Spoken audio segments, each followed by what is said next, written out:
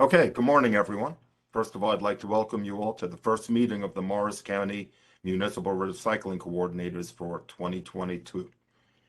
For those who don't know me, I'm Larry Gindorf, Executive Director of the Morris County Municipal Utilities Authority, MUA for short. The Morris County Board of Commissioners have designated the MUA to be the implementing agency for the county's solid waste management plan. As such, we work to coordinate the business of solid waste management in Morris County in an environmentally friendly and economically sound manner. Conducting meetings such as this one today helps us all achieve our goals associated with the county plan. I would first like to mention Liz Sweetie, who has been our district recycling coordinator for the past several years and working closely with us all at the MUA for just over 2.5 decades. She has been fortunate enough to retire at the beginning of the month. With that stated, I'd like to formally introduce our new MUA recycling team who will be interacting with you from here on. It's my pleasure and to let you know that Chris Vidal has been promoted to be the new Assistant District Recycling Coordinator, doing wonderful work in the past, and I'm sure she'll be working hard with you all in the future to help us all do a better job in recycling around Morris County. Next to her, Anthony Marone, who you know from coordinating our hazardous waste programs and vegetative waste programs, has stepped up to assume the role of District Recycling Coordinator. In addition, I'd like to also mention Christine Scano, who I see in the audience, has been promoted to be our new District Clean Communities Coordinator. All three individuals are dedicated to the environment and to the MUA and the county, and I'm sure we'll be working hard and diligently with you all. And with that, I'd like to get this meeting rolling by handing it over to Chris Vidal. Hi, everyone. I'm Chris Vidal, and I'm also here with other colleagues from the recycling department. We have Cheryl Birmingham, Deirdre Gallagher, Alex McNulty, and of course, Christine Scano. And as Larry mentioned, Liz has retired after 26 years of dedicated service. And believe me, we miss her every day. But we are delighted to welcome Anthony Marone as our new District Recycling Coordinator.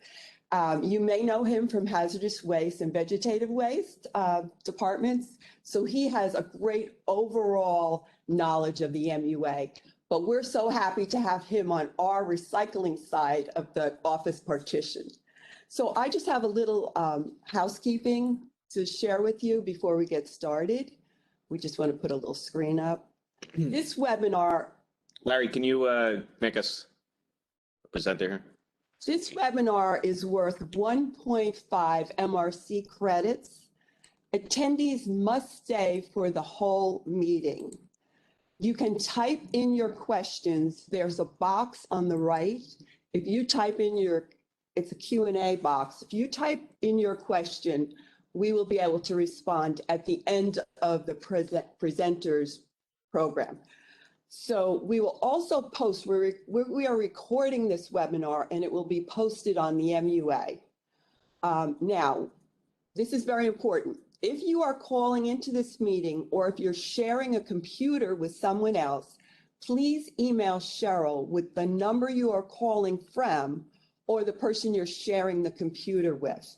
And her email address is listed below. It's cabirmingham@co.morris.nj.us. So please email her how you're attending. This is only for people calling or sharing a computer. Could you go to the next slide? Mm-hmm. And before Erin starts, I'd just like to do a little reminder about tonnage reporting. The 30-day audits are, if you have any changes to your audit, it has to be at the DEP before March 4th. Regarding the 2022 tonnage report, where the requirement is to visit a Class A facility virtually, we're currently working with Eric from Republic. We're going to try to create a virtual tour using the Republic facility. So we'll keep you posted on that. And the coordinators, please check the MRC page on the MUA's website that's on the homepage, because we're constantly updating the tonnage information as soon as we get it. And also, at the point when you're finished with your tonnage report, please send a copy into Cheryl. And again, we're going to post everybody's email addresses at the end of the presentation. But for now, please remember to contact Cheryl. So now I want to turn it over to Anthony. Well, thank you, Chris, and thank you, Larry, for that introduction. So good morning, everyone. As Chris and Larry have both mentioned, my name is Anthony Maroney, and I have the privilege of addressing you today as the new District Recycling Coordinator for the county. Many of you I've had the pleasure of working with through my previous position in hazardous waste and vegetative waste as the coordinator there. And for those of you who have not had the opportunity to meet, I plan on visiting each one of you in the coming months to find out how we could work better together. Most importantly, for all of us in the county, whether I've met you or not, I plan on doing a few things: improving recycling education, reducing contamination within the recycling stream, and increase the county's recycling rate to an even better degree than we have today. So hopefully we could all work together to achieve that mutual goal. My contact information, as well as those on this call for my recycling staff, will be on the screen at the end of this presentation. So just make sure that if you're not familiar with any of us and you're new, that you take note of that. And please don't hesitate to contact either one of us with any questions you may have. We are always happy to assist within our capacity. So with all that said, and that introduction over, I'd like to go over a few updates as they pertain to the MUA's programs before we get into our speakers. So the first one is just our HHW days that we have. Those are finalized. Everyone should have received that flyer electronically within the last month, and Cheryl sent that out. If you have not received it and you need a new copy, we could email that to you. Just reach out to us again with our contact information at the end of this chat. The copies also could be found on the website as well under our MUA page for hazardous waste. So with that, there's 4 dates for 2022, 2 in the spring, 2 in the fall, like we usually have. The first one being at the County College of Morris, the second being at the Morris County Public Safety Training Academy, the third at the same location, and then the last being at Chatham High School, and those dates are posted, as you can see right there. We did create print flyers for this event, as well as some of our other MUA programs, and we will be distributing those out as well mid-March. The next update I just wanted to inform you all is just as it pertains to vegetative waste. The only real update of note is just a price increase for wood chips. That goes from $2 a cubic yard to $3 a cubic yard at the start of 2022. So just keep that in mind as you bring us material. Other than that, I'd like to, Chris, do you have anything else? I think that's okay. I think you should introduce Erin. That's okay. Good. So with all that said, I'd like to introduce our first speaker, Erin Jensen. So I'm here to talk about the Municipal Tonnage Grant Program. I've been working on this program since I started here almost 5 years ago. So I'm gonna kind of just go over, most of you, it might be a refresher. If you're new, this might be your first time. So if you have any questions, just put them in the Q&A, and then when I'm done, I'll go back and answer some of the questions. So all of our information for the entire program can be found on our website, nj.gov/DEP. You'll go under programs and units, and under site remediation and waste management, you're going to find recycling and planning. And that's where you're going to find all of this recycling information. Most of the information for you specifically will be under government and schools, but there are other resources on this page and some recycling education, things like the WasteWise Business Network, Recycle Coach, information on reuse and food waste, and then general contact information and also some stuff on e-waste. So there's a lot of information here. After you go to government and schools, this is what you'll see. There's a lot more information here as well, including contact information for municipalities and counties for the recycling coordinators. If you notice that your information is wrong, just reach out and let me know, and I will get that updated. Also on this page, you'll find things like links to the Association of New Jersey Recyclers, or ANJR. You'll see promotional tools that are created. There's new ones posted every month that are free to use for everyone on all types of subjects, including recycling. And those are all free to use and come in all different formats. Recycling coordinator information. You'll also see towards the bottom center, there's just some data information, including New Jersey recycling statistics, which will be helpful later, which I'll show you. But for now, we'll focus on the Recycling Tonnage Grant Program. These are all of the options on the web page. The top three are very informational. So you have your guide, which is new every year, just runs down the entire program. The next two are instructional. So the first one is instructions for completing municipal tonnage grant. That is just a document written out about how to fill out different things. And then training for application forms is actually a copy of this PowerPoint, but as a PDF. So you'll be able to go on there and do things like click links that I have scattered throughout.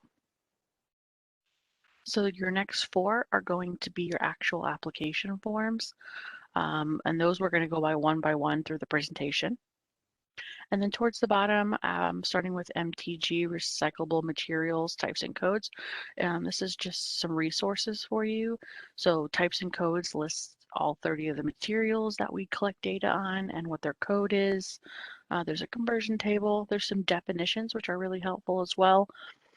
And I think a lot of questions that I get actually have answers in definitions, including like where different materials fit in, like which code you should put them under. Some of the different materials that aren't as obvious. You can find examples of those in definitions. And then lastly, you have NJAC 7:26A-11. It's known as Standards for Municipalities, and it lays out all the duties for municipal recycling coordinators, including things that they need to have access to and what they're supposed to do for the towns. You'll need that when we talk about the certification form later. So we're going to start by going over the Municipal Tonnage Grant Reporting Form. This is an Excel document. You'll just click on this icon. It'll show at the bottom of your screen. Click that.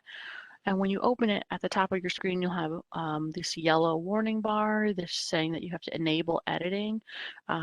You might also, if you click enable editing, getting a second one that says enable content. This all just depends on what version of Excel you have. Sometimes you'll see both, and sometimes you'll only see one. You'll have to enable one or both before you're able to save the document. And this just allows you to use things like drop-down menus and other things that we've put into the application. So once you do that and you save the document, we ask that you save it starting with your municipality name and then the year. So just make sure, even if you put something after that, that it at least starts with your municipality name.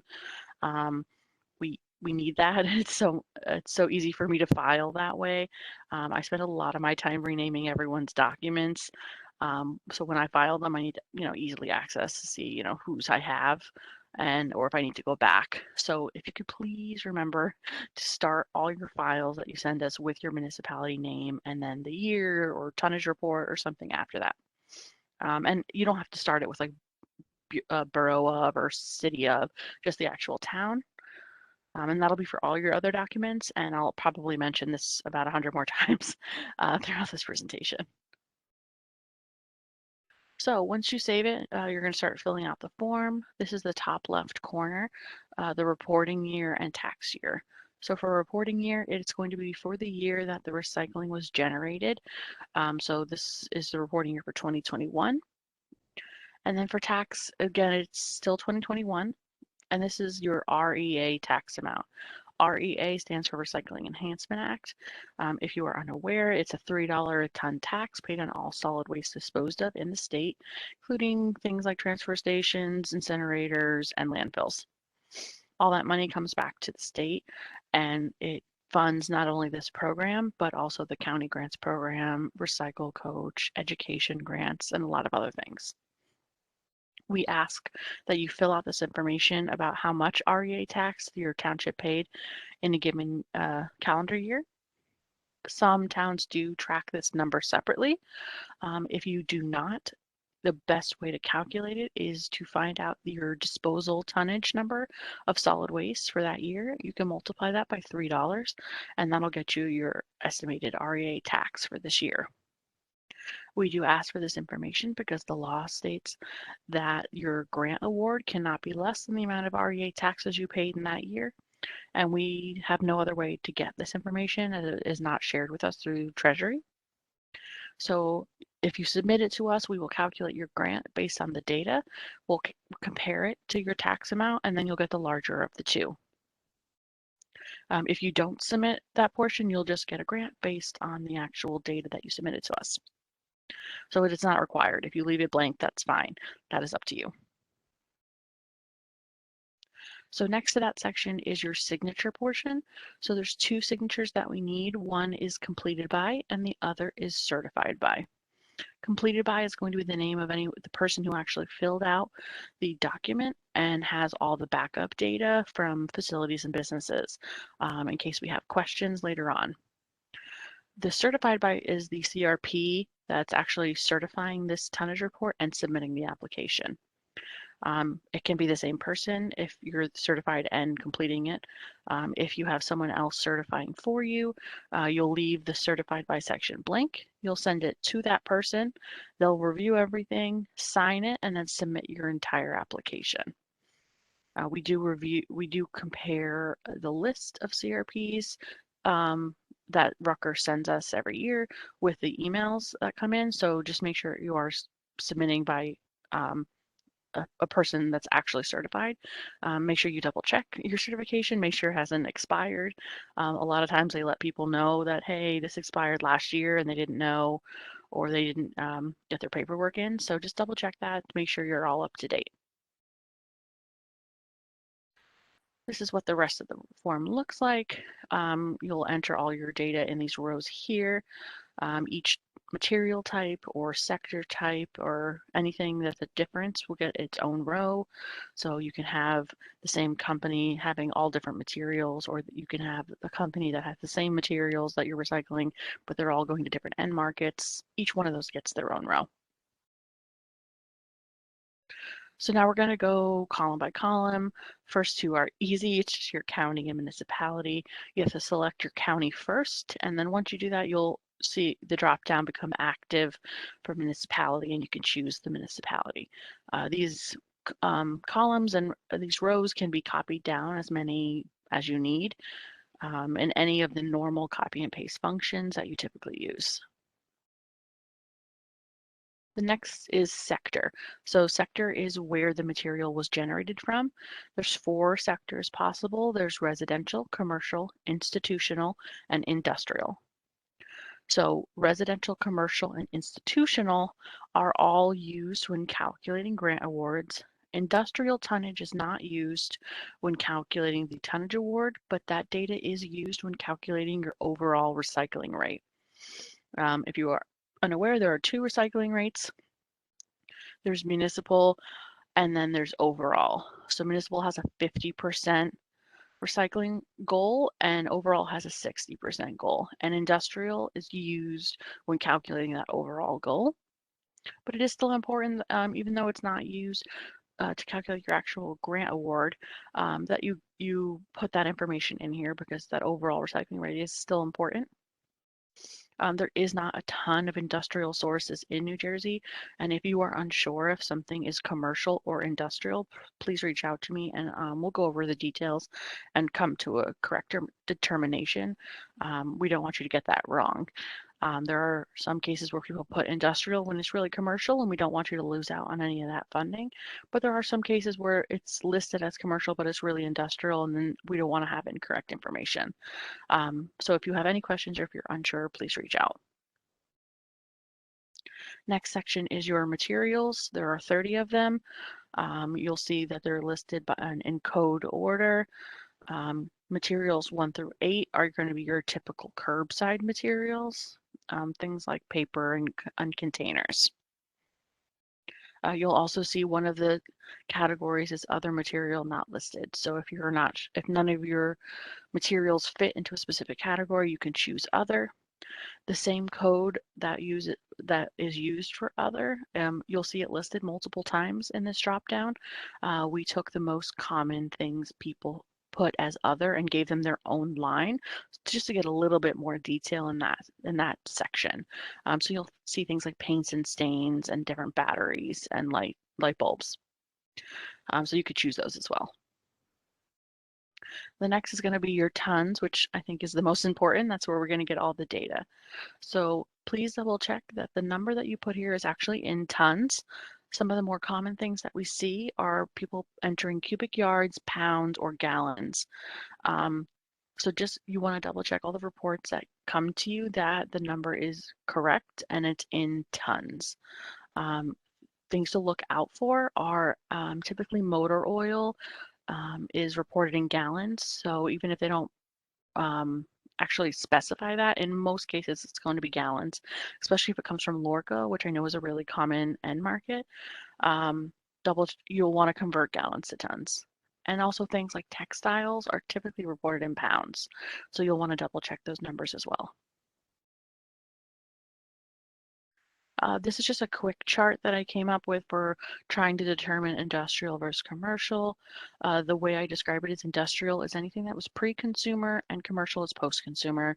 So anything from leftover marketing materials, scraps from creating newspapers or food packages, anything that never made it to a customer would be considered an industrial source. And then commercials would be anything like, from a supermarket or an office cafeteria, anything that made it to a customer and then ended up being recycled. So this is just very general. It is kind of a gray area sometimes. So if you have any questions, please let me know. The last big chunk of rows or columns is end market information. You'll see we ask for a lot of information. The only required column is actual end market name, which you'll see here highlighted in red. Other important columns would be state. That is some helpful information for us. The rest, if you don't have it, it's understandable. At least get us the name and hopefully the state. So you'll see here that this is highlighted in red. What that is a warning color. So once you enter a number into the column that says tonnage, anything else in that row that's a required field that's empty will highlight in red, just giving you a reminder that, hey, this needs to be filled out, it's required. Once you fill it out, it'll go back to white. If something is highlighted in red, you're still able to save, close, come back. It doesn't preclude that just reminder, so when you come back. The last thing on that actual report is along the bottom, and it's going to be the tabs that we have available. You'll see the first tab that's in gray here are instructions. Those are the written instructions that I had mentioned earlier that are separately listed on our website.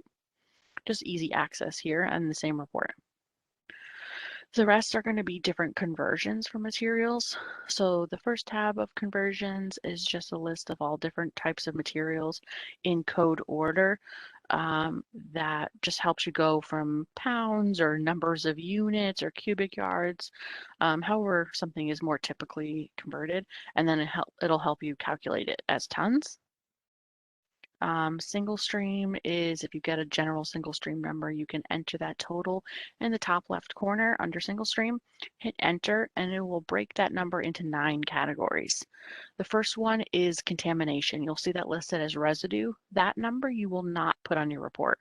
That number is just taken out as a normal contamination general amount. The next 8 materials are going to be your typical curbside recycler materials, paper and containers, materials 1 through 8. You'll get those and then you'll enter those 8 individual rows of data on your report. For those that have dual stream, you'll see here we have the paper sort tool and commingled.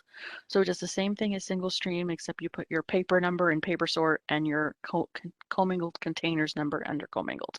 And again, it'll break it up as 1 through 4 and then 5 through 8. The last one is going to be measure a mound. This is, I don't know if this is even generally used, but if you have things like big mounds of leaves or some other material to get an estimate of what that weighs, there's a measure a mound tool. So that is it for the actual tonnage report. The next form that we're going to go over is the expenditure form. Again, this is an Excel document. You'll click the icon, download it, open it up. You'll see the same combination of warnings at the top, so make sure you enable those. The information at the top that we ask for is your county and municipality name, and then your 2018 grant amount. So this is just a reference point for us. So 2018 would be the last check you received at this time. So just enter that number in. And if you don't know exactly how much your check was, you can use this link here. At the bottom, it links to the recycling statistics page. If you go to the bottom of that page, it says payout schedule. You can click on 2018 and then search for your town name and get your grant award for that year. And we also have, dating back like 10 years or more of information. Next will be where you actually enter your expenditures. Some of you may know that in the past we asked you how you spent a specific grant check. We have switched that as of last year to ask for what you spent during a calendar year. So it doesn't matter what check it came from, any municipal tonnage grant funds that you spent during calendar year 2021, you're going to enter here. This is not like an official audit, so things don't have to add up to any specific number. You don't have to put exact, nickels and cents in here. You're just going to say, what items or services you paid for, the approximate amount, and then any additional comments. So common things we see are, new recycling bins, updates to recycling centers, collection contracts for recycling, new recycling trucks, staff salary for recycling coordinators or recycling center staff, specialty event staff. Those are all pretty common things that we see. Again, amount spent, and comments can be things like vendors or anything additional you want us to know about whatever money you spent. And again, it doesn't have to add up. There's no time frame with this money for when you have to spend it. There's not like you have to spend a certain check in the next year or two. A lot of towns save up their money for bigger purchases like new trucks or upgrades. So that is also allowable. So this is just whatever you happen to spend during 2021, letting us know. And again, when you save this form, please save it as your municipality name and then expenditures or 2021 expenditures, something like that. And that's it for that form. The next two forms that we're going to go over are both PDFs. Again, we're going to start with your certification form. Again, it's a PDF icon, and you're just going to click on that, download it, and you're going to print that out. This form is to be signed by the mayor of your municipality. If you don't have a mayor by title, then whatever the equivalent is to a mayor in your town is allowable. There's a couple small towns I know have like presidents or just like a lead council member. So that's why we have or equivalent. You just have your mayor name of mayor, name of municipality, sign and date. This form is basically informing the mayors that these are the standards for municipalities. This is what the MRCs need to do. This is what they need to have access to. Letting them know that these are the requirements and just making sure that the town is following those requirements. So you'll use that document that I had showed you earlier, which is a copy of the standards for municipalities. And you can give them a copy. I think it's about 3 pages or so. So we just pulled it out. So it was its own document. And then they'll sign that, you'll scan it back in and save it as your municipality name and then 2021 certification. The last form, also a PDF, is your statement of intent. So this is a copy of the statement of intent. Again, you'll print this out. This form is meant to be signed by the MRC of the municipality submitting the application. Even if you are not a CRP, you're not certified, this form is still for you to sign out. You don't have to be certified to actually fill this out and sign it. So you'll see there's 2 sections. There's compliance and intent. Compliance is letting us know that you followed all the requirements that you had for last year. And intent is basically a reminder saying, hey, these are going to be required of you in this following year. And so we always want to include that. And you'll just let us know who you estimate will be completing these tasks. So for the top one in 2021, you were only required to attend a county-held recycling meeting, at least one, and that could be in person or virtual. So just name the person here who went to the meeting. You'll name the name of the county whose meeting you attended and then the date of that meeting. The counties also submit copies of the attendance sheets as part of their grant program, so we'll be able to check on those as well. For intent, this is going to be for 2022. You're again required to attend at least one county held recycling meeting, as that is an annual requirement. But you'll also be required to attend, visit or tour at least one Class A recycling facility. This requirement has been required of you in the past. It's an every other year requirement, though we did postpone last year's to this year. Also, we just, if you are not aware, we sent out, I know Anthony had mentioned this earlier in the meeting, that we are allowing virtual tours for this year with certain circumstances or certain rules. So all that information was sent to the counties. So that is going to be allowable for this year.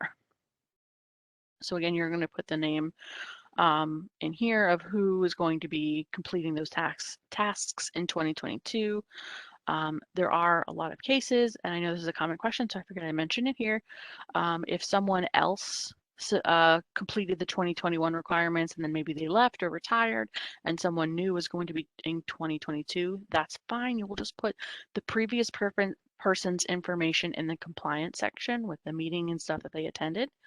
And then under intent, you'll put your name, and then you'll be able to sign that form.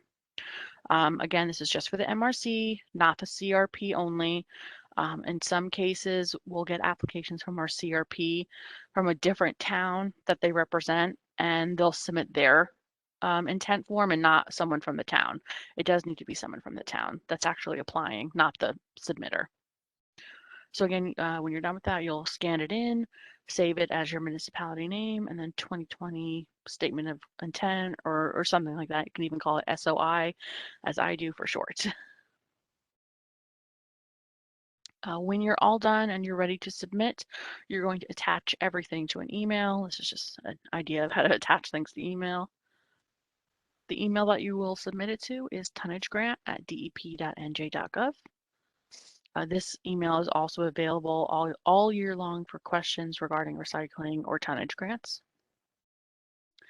In the subject line, please include your municipality name. You don't know how many times I will get applications where there's no municipality name in the subject.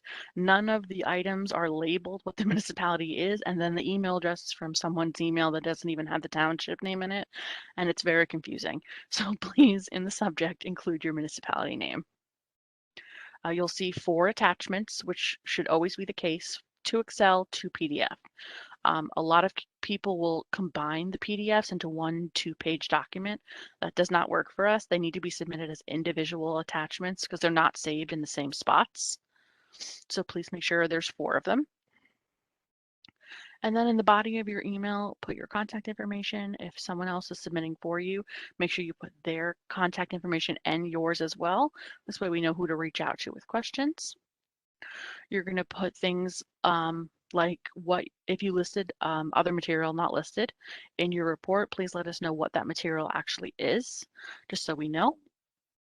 If you happen to know that something on your report is going to be way different than previous reports, like say you had a bunch of sick trees that needed to come down, and so your wood scraps or your wood numbers or trees, that it's going to be much higher than previous years. Or you had a storm and you had a lot of cleanup with that, and that's going to raise your tonnage. Just let us know ahead of time. We run a validation check where we compare your tonnage to previous year tonnages, and if there are any things that really stick out as big increases, we'll have to reach out and confirm those numbers with you to make sure there's no error. So if you know that ahead of time, let us know, and that'll save us a step later. And applications are going to be due no later than April 30th of this year. That's every year on the same day. If you can get all 4 forms to us on or by April 30th, you'll have the opportunity to resubmit your tonnage report by June 15th of 2022.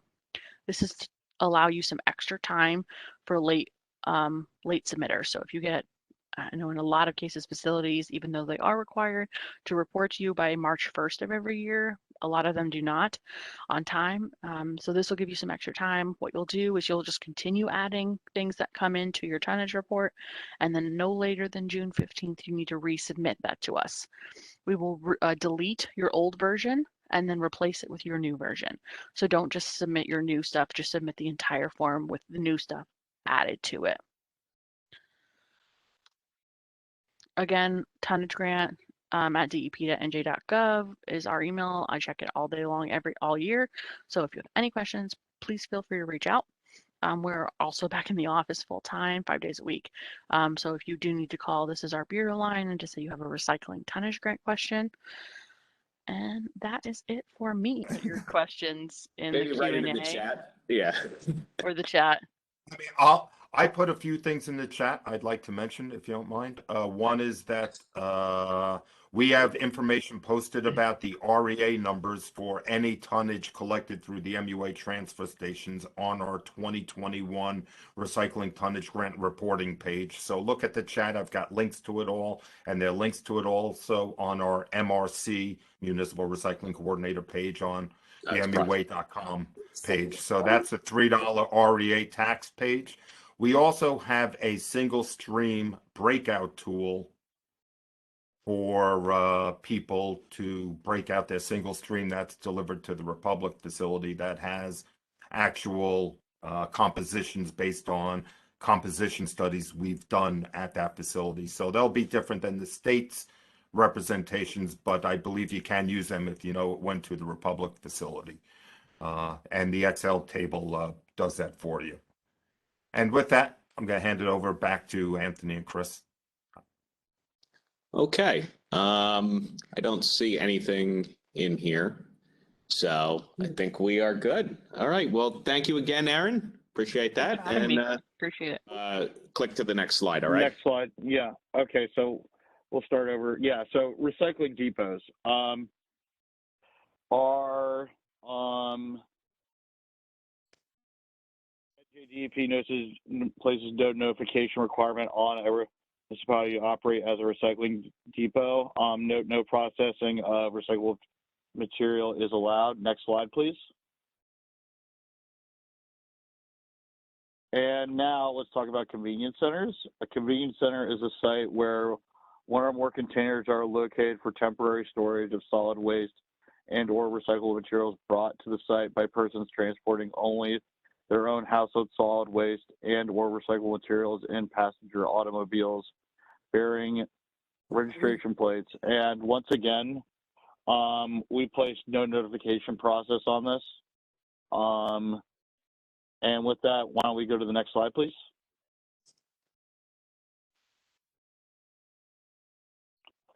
So let's talk about recycling and exemptions.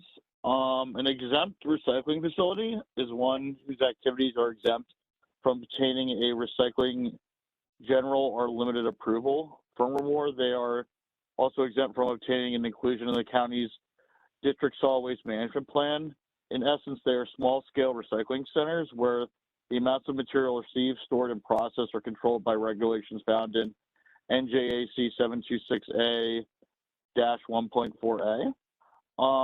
It should be noted, however, that an administrative action is required to operate under Exemption 13, and it should be stressed that there's a definite advantage to not having to be included in your county's district solid waste management plan, which is a process that can take up to 6 to 8 months and is quite costly and time consuming. Next slide, please. So the reason that exemptions were created, as it can be seen on the current slide, operating a recycling center with a general approval is quite costly. Along with initial application fees, there are annual fees for holding a general approval and for compliance and monitoring fees associated with the facility. Additionally, there are fees for renewing one's general approval every 5 years. But with exempt recycling facilities, however, aside from Exemption 13, do not have any annual or renewal fees. They are meant to encourage small-scale recycling operations within the state so that materials are reused rather than disposed of in a landfill.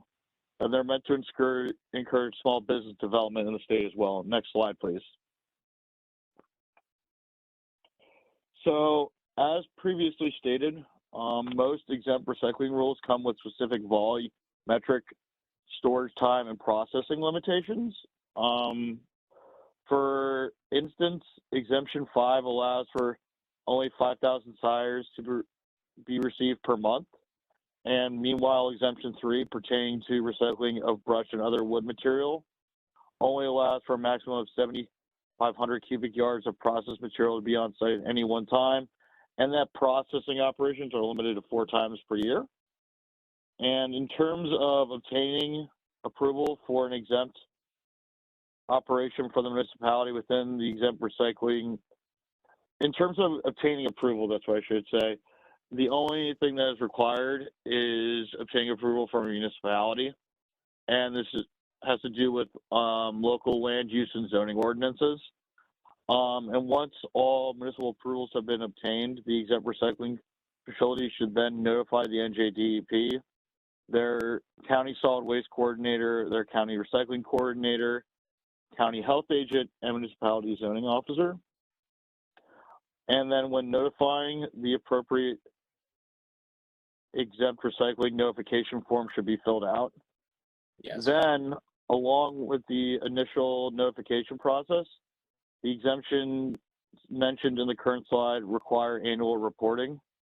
These annual reports are tonnage reports, and the annual tonnage report form, which is necessary to fill out, can be found in the link provided on the slide. So, next slide, please. And now I feel like it's necessary to just go over some common exemptions that we have that are commonly filed. So there's exemptions numbers 2, 3, 5, 12, 13, 18, 19, and 20. These are the ones that I see the most commonly being filed. I didn't mention earlier, I'm the primary exemption coordinator. I am the one who handles all the acknowledgments of all the exemptions in the state. And as it can be seen, these exemptions pertain to a variety of materials, such as wood, tires, yard trimmings, composting, leaf transfer, concrete, brick, block, and asphalt. But there are exemptions also for Class D materials, but we mostly see Class B and C materials that are being filed for exemptions for. Next slide, please. So in terms of the number of exempt recycling facilities in the state of New Jersey, there are roughly 1,200. So it's a lot, and we have a very good idea of this number. We're quite confident about it because recently we did an outreach campaign where we went and reached out for all the exempt recycling facilities that we had on file. And there were roughly 1,500, and we were able to determine from there the number of active ones and the ones that are still operating. And we were able to get their updated contact information. So as mentioned previously, we have a lot of confidence with this number. We did a very strenuous outreach campaign, making hundreds of calls, hundreds of emails to get to the facilities any way we could to figure out if they were still operating and how they were operating. Next slide, please. So this is just a screenshot of what the exemption database looks like. And as a result of this campaign mentioned in the previous slide, a document will be published on our website sometime this year with all the up-to-date contact information of all the active exempt recycling facilities in the state. And another version will be made available to all county health inspectors. And both these documents are currently under review by the chain of command and the Bureau of Recycling and Hazardous Waste Management. Next slide, please.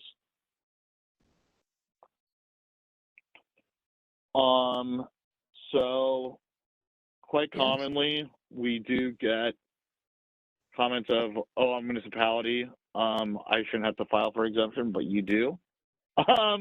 Municipalities do have to file for exemptions unless they're operating a recycling depot or a convenience center. and all municipal authorities must approve of any exempt recycling activity or acknowledgement of the operation. So as mentioned previously, it's really down to the municipalities that handle the approval of the exemption. The NJDP, we just acknowledge the form. And that's why we have, when we're being notified, the entity also notify at the county and municipal level, so that we can then, they're also in the know that this exempt activity is happening. And if they disapprove of it, we don't acknowledge the exemption. Next slide, please. So once again, does the department preempt local zoning ordinances in regard to exempt recycling facilities? No. In fact, the town zoning board grants the official approval for the exempt recycling center. And as stated previously, the NJDP only acknowledges the operation and steps in when issues cannot be resolved by the host municipality. And then the remedy for this is the NJDP must be notified immediately, as well as municipal and county authorities. Next slide, please. And then, as mentioned in other slides, there are material restored requirements for some of the exemptions. Well, actually, we didn't talk about that, but in exemptions number 7 and 20, which deal with Class B materials, particularly concrete, brick, block, and asphalt, a stormwater permit is required to properly manage the exempt recycling operation. And they are Class B materials. Another question we get is, and we've seen this recently with entities that have claimed Exemption 5, is baling considered processing? And yes, it most definitely is.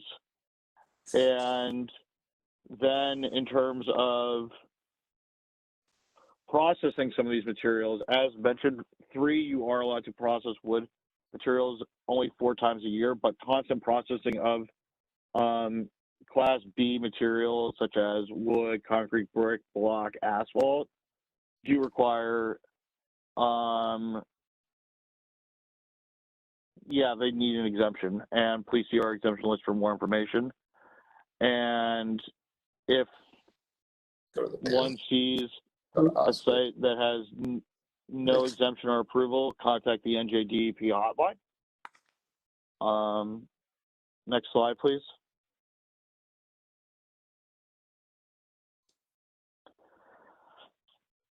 Another question we get is there a limit on how many exemptions one can conduct? And the answer is no. But I will say that we have gotten exemption forms in the past where people have claimed 5 exemptions for one site. And we end up, or I end up having to reach out to those facilities, and then we're able to trim it down, because usually some people don't understand the form that well or the regulations. But as the primary exemption coordinator, I look at the mailbox for exempt recycling operations frequently, and I try to answer them as promptly as possible. And if I don't have the answer, we have a wealth of knowledge in the Bureau of Recycling and Hazardous Waste Management with people that have been dealing with exemptions for longer than I have, and we are ultimately able to come to some sort of resolution. And then another thing we see is, and this is a way that we've seen some bad actors do this, is can an exempt activity occur at a site of an approved recycling center? This would essentially, some people try to do this because it would allow them to increase their storage capacity, and the answer is no. That is specifically forbidden in the regulations, and it's cited at NJAC 7:26A-1.4B7. The details can be found there. As mentioned previously, we've seen some bad actors try to claim exemptions for their already approved sites, because this way they can basically modify their storage conditions without having to pay a modification fee. Next slide, please.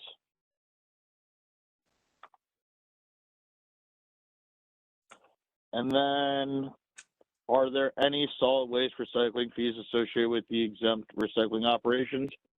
Currently, there is not, but for Exemption 13, as previously mentioned, and Exemption 13, in case anyone is wondering, is yard trimmings composting of up to 10,000 cubic yards of material. And that has currently an annual compliance and monitoring fee of just over $1,000. And it also requires an administrative action to be included into the district solid waste management plan. Next slide, please.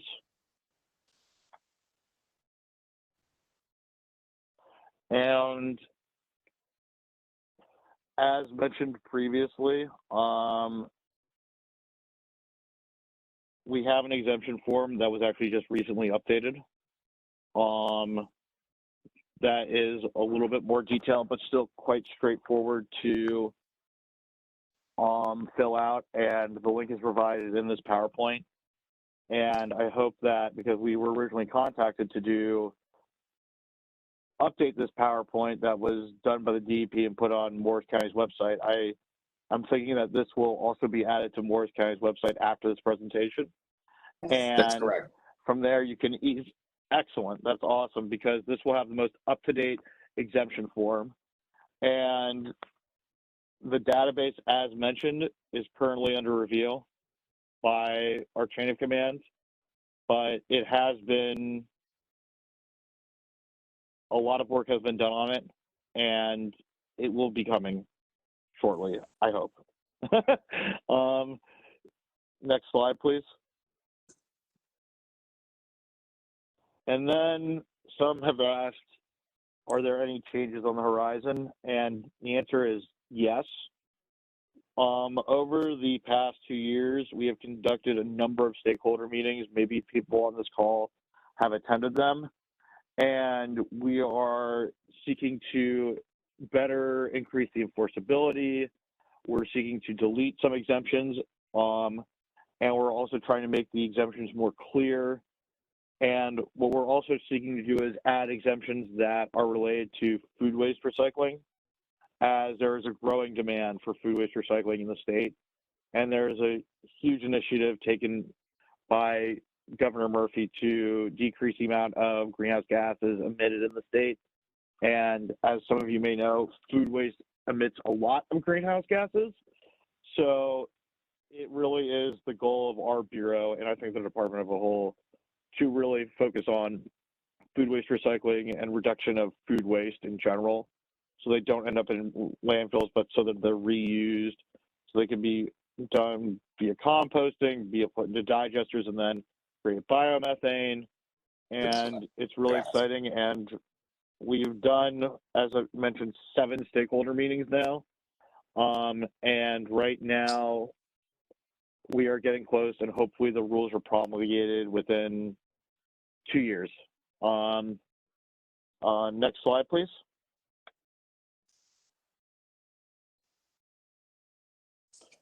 So if there's any questions, please feel free to contact, and I can even put my email in the chat, but if you would like, you can feel free to call the NJDEP at the number listed below. As mentioned, we're back in the office full-time, 5 days a week.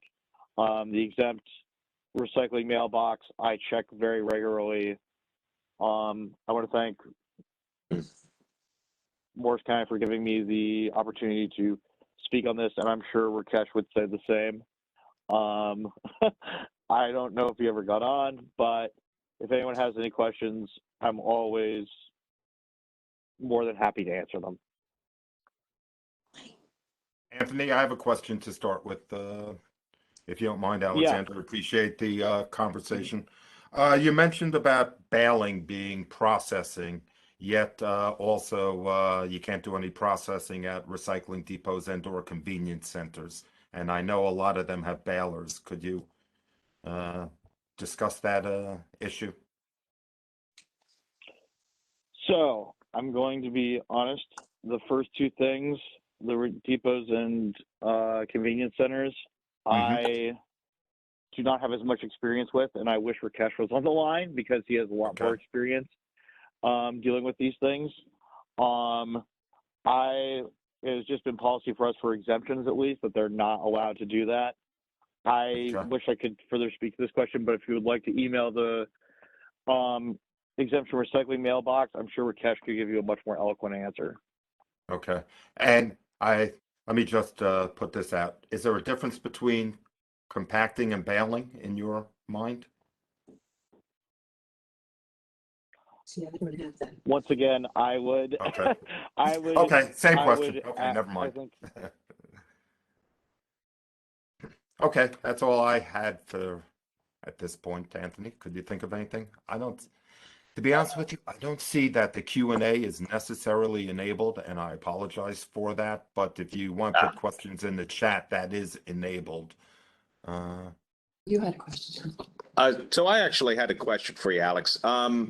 If you could answer it. So sometimes we get questions on small scale food wasting projects, like I don't know, school might want to do some food waste at their cafeteria, maybe do that there, composting. What do you suggest that process would be for a town that gets that in? Talk to the town to make sure that they're okay with it. Contact us for an exemption letter. I think that, so we've actually had a number of schools, community colleges recently, want to get involved in food waste. Like they have a small scale in-vessel biodigester. So they can teach students about composting. And if they're just using, per se, food from the cafeteria, and then it's composted and then it's reused on site, it would really fall under exemption number 2.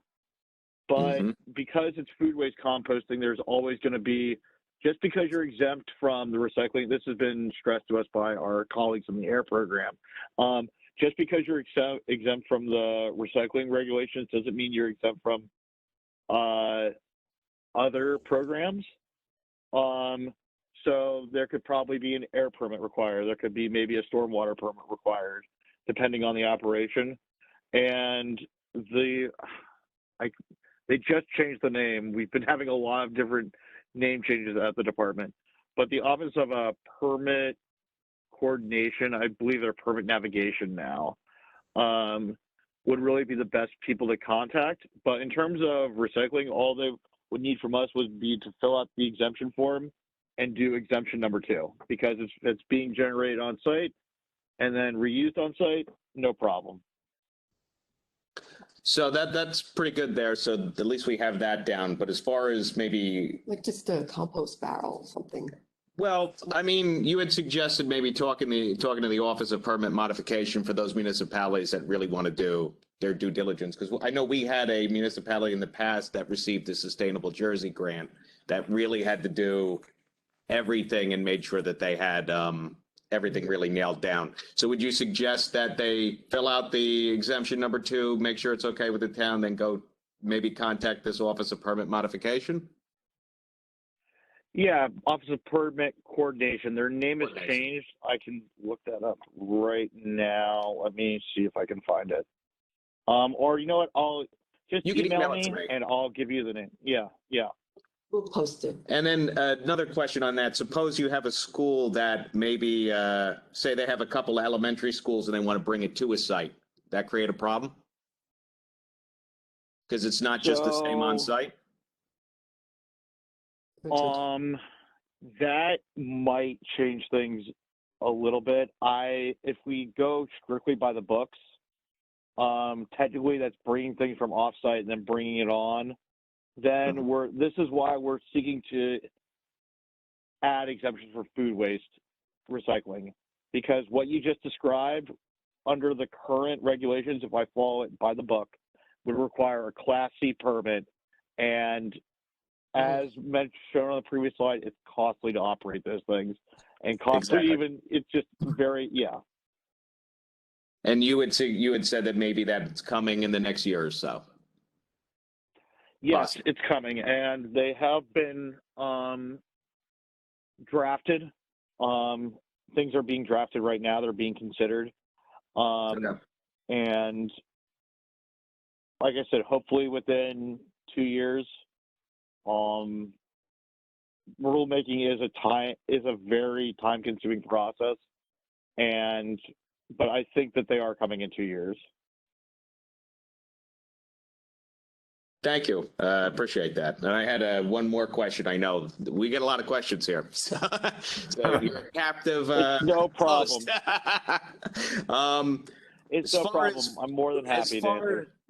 No, thank you. As far as, say, a depot that wants to start doing food waste from, say, one of these companies like Java's Compost or Green Bucket, suppose they have at their site one of those places that wants to start accepting food waste.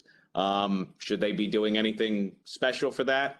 Because nothing's hitting the ground. It's really just a resident bringing in a bucket of food waste and throwing it into a toter to get thrown off, recycled. Yeah. Sealed container. And it's all sealed. So would that be anything special that they need to do if they want to explore that? This is another question I would email to the Exempt Recycling mailbox or to me personally, because that's a very specific question. I know that very issue scenario that you came up has been brought up in our rulemaking discussions. So like I said, this is why we have been proposing or have been working on developing food waste exemptions, because it's clear that there's a massive demand and need for it in the state and really around the country and world. Very good. Well, our next speaker is Kim Stewart from Recycle Coach, Customer Success Manager, and she'll be speaking on the Recycle Coach application and its functionality to assist with correct recycling. So, Kim, Good morning. Hi, Kim. Good morning. All right. Okay, so my name is Kim Stewart, and I do work for Recycle Coach. Recycle Coach is a phone and web app that the DEP pays for all municipalities in New Jersey. So just in case you were unaware, which by the number some of you are, the DEP pays for the Essentials package. So it covers a what goes where tool, and that's how residents search for items they may not know how to dispose of, and then they learn how to dispose of them properly. A complete pickup and event schedule, a report a problem tool, notifications, marketing assistance, full analytics, and the web app. So what's nice about this is you are able to put your individual information out for residents yourself. I will help you with the initial startup. That's not an issue whatsoever. But once that's done, you have the wheel. So you can send notifications out to residents to let them know of any updates, changes, closures, anything you would like. Reminder messages about their schedule, again, about changes in certain items. So for example, let's say you're going to now accept batteries in a special depot. You can actually put that reminder with their garbage or recycling reminders as well. Like, don't forget, batteries now are drop off only at this specific depot. Your reporting campaigns, we actually did avoid the Spark campaign with the DEP last year, really promoted how to dispose of batteries correctly and things like that. So that's where we worked that in. The what goes where tool, again, you have full access to change all the information according to your municipality on there. Preview the schedule, and there's actually a new tab where you have all your marketing. So this is what's great about the schedule. This is an example from Monroe Township, because I have to say she is extremely active and she puts everything on her calendar, which is what I always promote clients to do. You have holidays on there, the garbage, recycling, yard waste pickup, anything, any pickup that's done at least once a month you can put on there.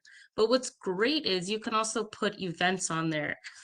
So for example, North Brunswick, we're having a book drive at our library here. And in theory of recycling, yes, you're not disposing of the books. You're not having to rip off the hardcover and bring it to a paper event. you're now reusing it, which is great. So they put that on there. You can always put your shredding events on there, your hazardous waste events, and it gives full details once the resident clicks on it. So this really helps build not just that community basis, because you can put these community events and other ways to recycle and reuse on there, but it's a reminder for them, this is exactly when you need to set it out, how it should be set out, and what we're accepting. This is our web app. We actually just replaced the old iframe code for JavaScript. So not only does it fit your municipal web page better, but we can actually change the colors of it to match your page so it looks more native. Also, placing it towards the top of the page will help increase users by 5 times the amount. We've did a lot of hard work and in-depth studies on this, which I can always send to you as well. But having residents feel like it's part of your page and it's at the top, so it doesn't seem like some random ad at the bottom, really does increase interactions with it. Sometimes too, this is one of my clients in Maryland, they also have a separate green page. So they have their municipal page and then a green living page. So what they did is they have their web app on their municipal recycling page, but then they have a link as well that takes them over to the green living page. This is also a great way to combine anything going on in your municipality. If you have some kind of sustainable page or even yard waste events, and there's special pages for that, you can always link it over. That way residents can have access to their schedule and see what's going on.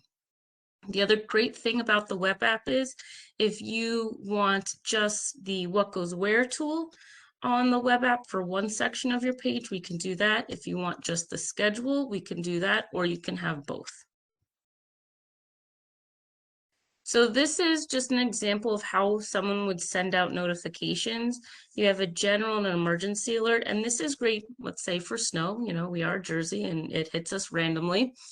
If there's road closures or delays because of the snow, you can send out a notification and residents can be alerted to this.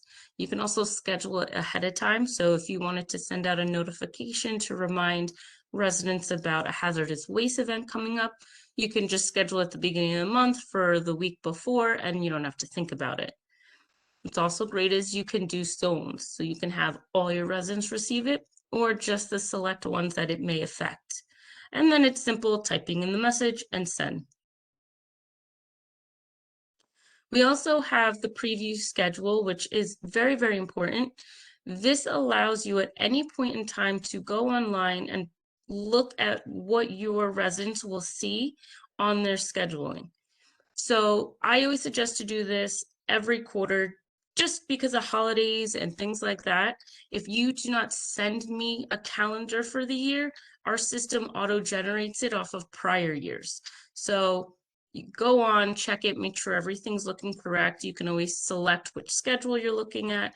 You can even actually click it and you'll see specifically what is on that date, or all the way at the bottom of the page is a key so you would know as well.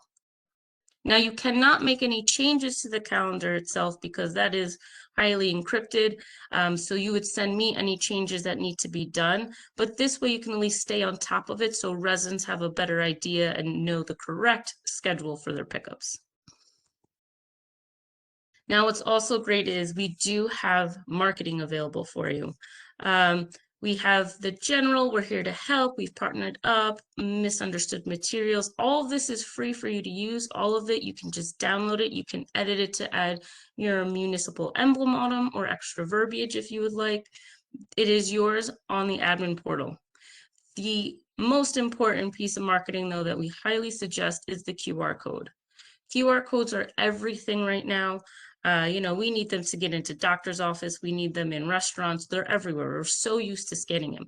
I mean, how many people during the Super Bowl were just following that QR code commercial with their phone? You didn't even know what it linked to, and we were scanning it.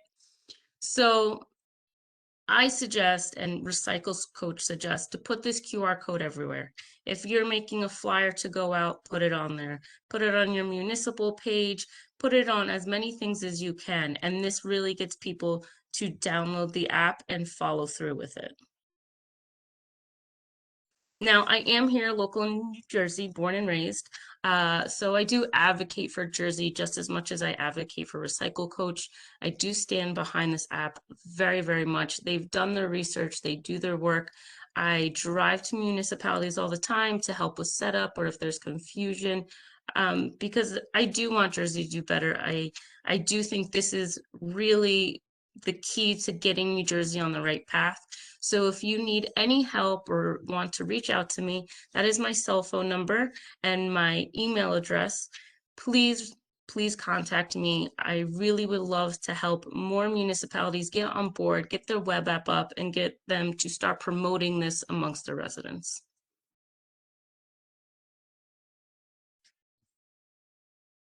Thank you, Kim. That was really great. Thank you. Does anybody have any questions for Kim? Anything in the... Actually, I see a question came in to me from Amelia that I'll just ask, and so Kim could answer, saying, can the county provide this to towns which it collects or the towns it has it set up? So I think the answer is it's available for the towns already. Yes. You just need to get it.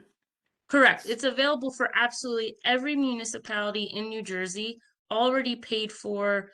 All you have to do is reach out to me and we can start the process on getting the web app up and getting you on the admin portal.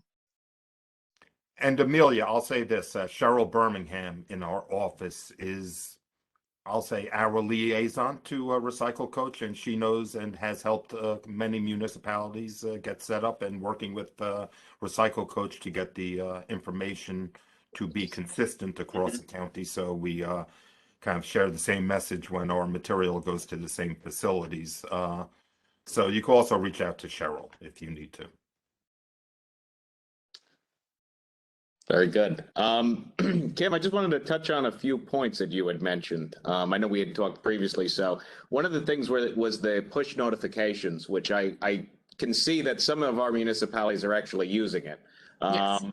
And that seems to be working for them. So that's definitely something that I think a lot of them can use moving forward, because there's only a few that do, and I see some success there.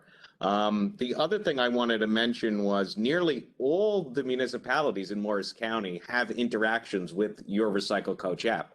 Whether or not the municipality, though, knows that it's there or not, or promotes it, your residents are still using that application with old information they have collected from the DEP. So it's very important that the municipalities, if you're not using it already, you definitely want to make sure you reach out to Kim and get the correct information for your collection schedules and all your information up there, because they could be going to wrong information that's on there, and it could be a conflicting out of date notification. So that's very important. Just make sure that everybody on this call, that you try and make sure that that's something you could do in the near future.